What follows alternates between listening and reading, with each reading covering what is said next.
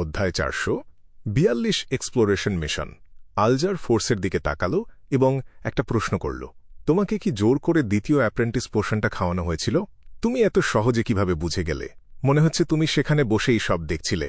Force অস্বস্তির সাথে গলা খাঁকারি দিয়ে বলল, হ্যাঁ, ধরে নাও এমনটাই হয়েছিল। তোমার কাছে কি সমাধান আছে? এর বদলে তোমাকে আমার কি দিতে হবে?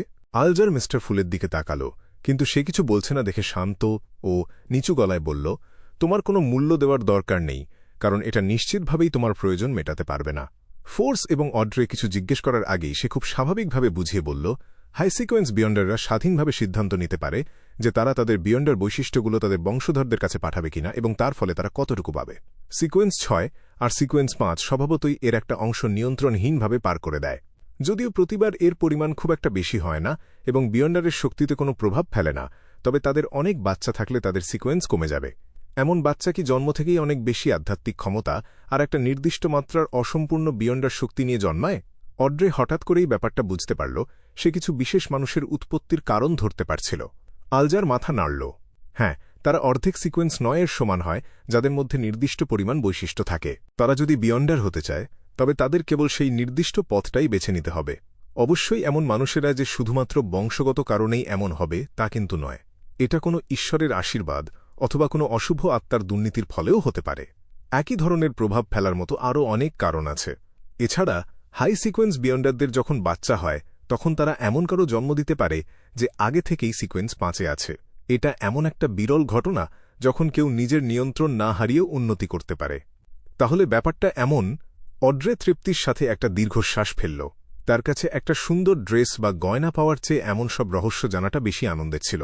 ফোর্সও ব্যাপারটা বুঝতে পারল আর জিজ্ঞেস করল, তাহলে সিকোয়েন্স 7, 8 আর 9-এর বিয়ন্ডারদের কি হবে? তাত্ত্বিকভাবে বলতে গেলে তাদের বিয়ন্ডার বৈশিষ্ট্যগুলো তাদের বংশধরদের কাছে যাবে না, তবে এটা একেবারে নিশ্চিত নয়। যদি বিয়ন্ডার বৈশিষ্ট্যের পরিমাণ খুব বেশি হয়, তবে সেগুলোও পার হয়ে যাওয়ার সম্ভাবনা থাকে। তার মানে দাঁড়ায়, তুমি যদি প্রেগন্যান্ট থাকো, তবে তোমার শরীরের ভেতরে থাকা অতিরিক্ত পোষণ কমানোর একটা কার্যকর উপায় আছে। না, একটাতে হয়তো কাজ হবে না, তবে 3-4টে বাচ্চা হলে সম্ভাবনা অনেক বেড়ে যাবে। 3-4টে? ফোর্স হাঁ করে তাকিয়ে থাকল। ক্লাইন, যে এই সাধারণ জ্ঞানগুলো রোজেলের ডায়েরি থেকে জেনেছিল, সে না হেসে পারল না। মিস ম্যাজিশিয়ান, ভবিষ্যতে তুমি তোমার বাচ্চাকে বলতে পারবে যে তুমি একটা পোষণ খাওয়ার পর ফ্রি গিফট হিসেবে এসেছ। যদিও মনে হচ্ছে আলজারের কথা অনুযায়ী একটা বাচ্চা পেটে আসার সাথে সাথেই এই বোঝাটা কমানো সম্ভব, কিন্তু একটা বাচ্চা নেওয়ার জন্য প্রায় 40 সপ্তাহের ঝক্কি পোহাতে হবে।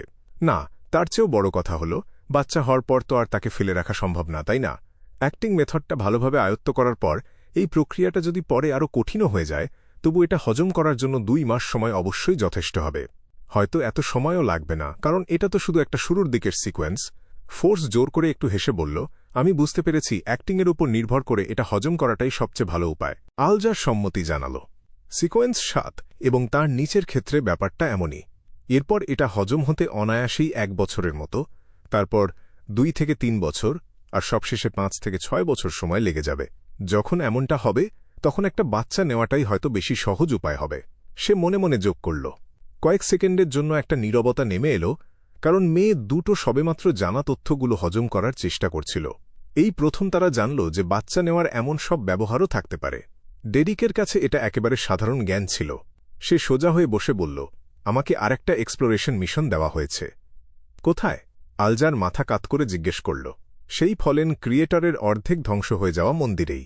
ডেরিক খুব একটা গম্ভীর না হয়েই উত্তর দিল, মনে হচ্ছে সেখানে অন্তত একটা নির্দিষ্ট মাত্রার নিরাপত্তা নিশ্চিত করা আছে। অড্রে মাঝখানে কোনো কথা বলল না। আলজার 2 সেকেন্ড চিন্তা করে জিজ্ঞেস করল, শেফার্ড এল্ডার কি এখনও জেলে আছে? এই এক্সপ্লোরেশনটাতে সিটি অফ সিলভারের চিফ নেতৃত্ব দেবে। ডেরিক কোনো কিছুই লুকাল না। এতে করে বিপদের মাত্রা গতবারের চেয়ে অনেক কম হবে। তুমি একবার চেষ্টা করে দেখতে পারো। আলজার আরেকবার মিস্টার ফুলের দিকে না তাকিয়ে পারল না। তার ঘোলাটে চোখ দেখে মনের কথা বুঝতে না পেরে সে ডেরিকের সাথে কথা বলা চালিয়ে গেল। পুরোপুরি নজরদারি তুলে নেওয়ার আগে এটাই হয়তো তোমার শেষ পরীক্ষা। আগে তুমি যে তথ্যগুলো জানিয়েছিলে তা থেকে বোঝা যায় যে আমন আর ফলেন ক্রিয়েটর হচ্ছে একে অপরের ঘোর শত্রু। তারা একে অপরের পরিকল্পনা ভেস্তে দেওয়ার জন্য নিজেদের প্রকাশ করে দিতেও পিছপা হবে না। এবার ফলেন ক্রিয়েটরের মন্দিরে এক্সপ্লোরেশনের জন্য গেলে তুমি যদি কোনো অস্বাভাবিক আচরণ না করো, তাহলে 6 সদস্যের কাউন্সিল নিশ্চিতভাবেই ধরে নেবে যে তুমি আর আমনের প্রভাবের নিচে নেই। আলজার আসলেই অনেক অভিজ্ঞ। মনে হচ্ছে সেই যেন পুরো অপারেশনটার পরিকল্পনা করছিল। ডেরিক বিষয়টা মনে গেঁথে নিল আর তারপর জিজ্ঞেস করল, আমাকে আর কি কি বিষয়ের দিকে খেয়াল রাখতে হবে? লম্বা ব্রোঞ্জের টেবিলের একেবারে শেষ প্রান্তে বসে ক্লাইন এতক্ষণ চুপচাপ সব দেখছিল। এবার সে মুখ খুলল, রক্তমাংস আর প্রলাপ। ক্লাইন শুধু এই দুটো শব্দই বলল, যাতে ট্যাট ক্লাবের সদস্যরা নিজেদের মতো করে এটা বুঝে নিতে পারে। একজন মহান মানুষের আচরণ তো এমনই হয়। আলজার কয়েক সেকেন্ড চিন্তা করল। তারপর ডেরিক ক্লাইনকে ধন্যবাদ জানানোর পর সে তাকে বলল, বিশেষ করে যেটা তোমার দেখা উচিত না সেটা দেখবে না, যেটা শোনা উচিত না সেটা শুনবে না, যেটা খাওয়া উচিত না সেটা খাবে না, আর যেটা ধরা উচিত না সেটা ধরবে না। এমন কোন জিনিসগুলো আছে যা দেখা বা শোনা উচিত নয়? ডেরিক অবাক হয়ে জিজ্ঞেস করল। আলজার গলাটা ভারী করে বলল, মন্দিরে ঢোকার পর সবকিছুই এর মধ্যে পড়ে। তাহলে আমি এক্সপ্লোর করব কিভাবে? ডেরিক অবাক হয়ে জিজ্ঞেস করল। আলজার হালকা হাসল। সেখানে কি অন্য সদস্যরা থাকবে না? সেখানে কি সিটি অফ সিলভারের চিফ থাকবে না? এটা সত্যিই আলজারের স্টাইল। অড্রে নিজের অজান্তেই হাত দিয়ে মুখ ঢাকতে চাইল, কিন্তু তার ভেতরের শিক্ষা আর অভ্যাস তাকে মনে করিয়ে দিল যে এমন আচরণ মোটেও শোভনীয় নয়। তাই সে জোর করেই নিজের হাবভাব বদলে নিল আর নিজের ঝুলে থাকা চুলগুলো কানের পেছনে গুজে দিল। ডেরিকের মনে হল যে এমন পদ্ধতি মেনে নেওয়াটা বেশ কঠিন। তার প্রতিক্রিয়া খেয়াল করে আলজার মনে মনে গালি দিল। তারপর সে বলল, আমি আসলে বলতে চেয়েছি যে তোমার চিফের নির্দেশ মেনে চলবে। সে তোমাকে শুধু যেটুকু করতে বলবে ঠিক সেটুকুই করবে। অন্য কোনো সময় নিজের হাতে কোনো দায়িত্ব তুলে নেবে না। আমি বুঝতে পেরেছি। ধন্যবাদ আলজার। ডেরিক সাথে সাথেই স্বস্তি পেল। যাক, আলজার একটা নিঃশ্বাস ফেলল আর তার সামনের দিকে বসা মেয়েটার দিকে ঘুরল। অড্রে, ডিউক নিগানের মৃত্যুর পর ব্যাকল্যান্ডে কী ধরনের রাজনৈতিক পরিবর্তন এসেছে সেটা আমি জানতে চাই। অড্রে সাম্প্রতিক সময় সরাসরি আর পরোক্ষভাবে শোনা তথ্যগুলো মনে করার চেষ্টা করল। ডিউক নিগানের মৃত্যু হাউস অফ লর্ডসকে দুই ভাগে ভাগ করে দিয়েছে। যদিও ডিউক নিগানের বড় ছেলে তার বাবার উপাধি পেয়ে হাউস অফ লর্ডসের একজন সদস্য হতে চলেছে, কিন্তু তার প্রভাব এতটাও বেশি না যে সে এই বিবাদটা মেটাতে পারবে। হাউস অফ লর্ডসের প্রায় 10 জন সদস্য মিলে প্রস্তাব দিয়েছে যে নতুন করে যারা উপাধি পাবে তাদেরও পার্লামেন্টের সদস্য হিসেবে একটা স্থায়ী আসন পাওয়ার সুযোগ থাকা উচিত। সহজ কথায়, যারা রাজনৈতিক অনুদান, দাতব্য অনুদান আর জমি কেনার মাধ্যমে উপাধি পেয়েছে তাদেরও হাউস অফ লর্ডসের সদস্য হতে দেওয়া উচিত। এই কথা শুনে আলজার উইলসন হেসে ফেলল। যেসব অভিজাত পরিবারের পেছনে একটা নির্দিষ্ট ইতিহাস আছে, তারা কি এমন অসাধু উপায়ে উপাধি পাওয়া মানুষদের সবচেয়ে বেশি ঘৃণা করে না? হাউস অফ লর্ডসে একটা স্থায়ী আসন পাওয়াটাই কি তাদের জন্য সবচেয়ে বড় সম্মান আর গর্বের বিষয় ছিল না? অনিচ্ছাকৃত এই উপহাসটাকে পাত্তা না দিয়ে অড্রে শান্ত গলায় বুঝিয়ে বলল, তোমার যখন হাজার হাজার পাউন্ড, লাখ লাখ পাউন্ড বা তার চেয়েও বেশি ঋণ থাকবে, তখন তুমিও ঠিক একই সিদ্ধান্ত নেবে। অনেক অভিজাতদের জন্য টাকা ধার করাটা কোনো বড় বিপদের কারণ ছিল না, কিন্তু পাওনাদার চাইলে আদালতে আবেদন করে তাদের জমিগুলো ঋণের পাওনা হিসেবে দখল করে নিতে পারত।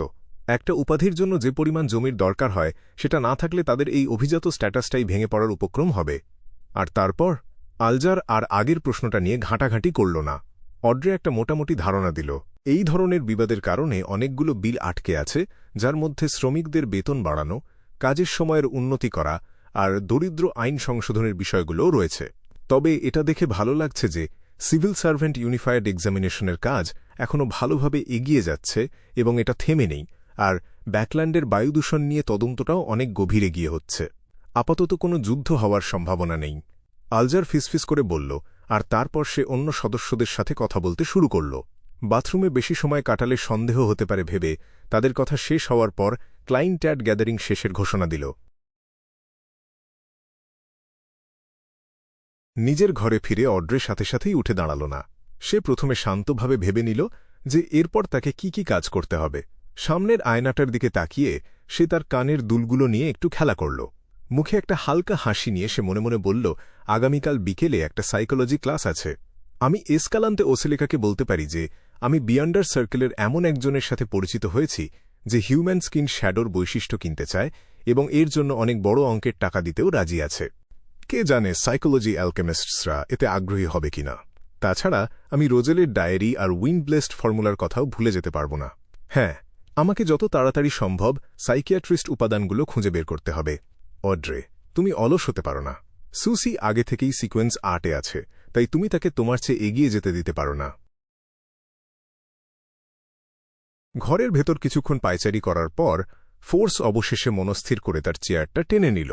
সে একটা কাগজ আর কলম হাতে নিল আর প্রায় 1 মিনিট ধরে চিন্তা করার পর ডোরিয়ান গ্রেকে একটা চিঠি লিখতে শুরু করল।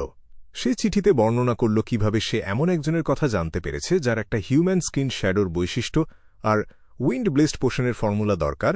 এর পাশাপাশি রোজেলের নোটবুক নিয়েও সে তার আগ্রহের কথা জানাল। রস্টেড দ্বীপপুঞ্জের রাজধানী সিটি অফ জেনারোসিটি আলজার উইলসন হোটেল থেকে বেরিয়ে একটা গোপন আন্ডারগ্রাউন্ড মার্কেটের দিকে রওনা হল। তার লক্ষ্য ছিল একটা ডিপসি নাগার চুল। কারো কাছে হিউম্যান স্কিন শ্যাডো থাকলে সেটা হাতছাড়া করার কোনো ইচ্ছাই তার ছিল না।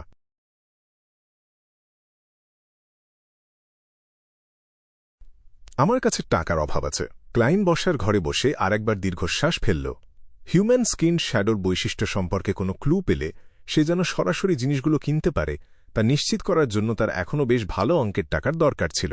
ক্লাইন অনেকক্ষণ ধরে ভাবল যে কালো শার্ট পরা জিজ্ঞাসাবাদকর্তার রেখে যাওয়া বিয়ন্ডার বৈশিষ্ট্যটা বিক্রি করার জন্য তার অন্য কোনো উপায় খোঁজা উচিত কিনা, আর শিওদেরেচার টাকা জমানোর জন্য অপেক্ষা করা বন্ধ করা উচিত কিনা। বেশ কিছুক্ষণ পর দুপুরের নিস্তব্ধতা ভেঙে ডোরবেলের আওয়াজ বেজে উঠল।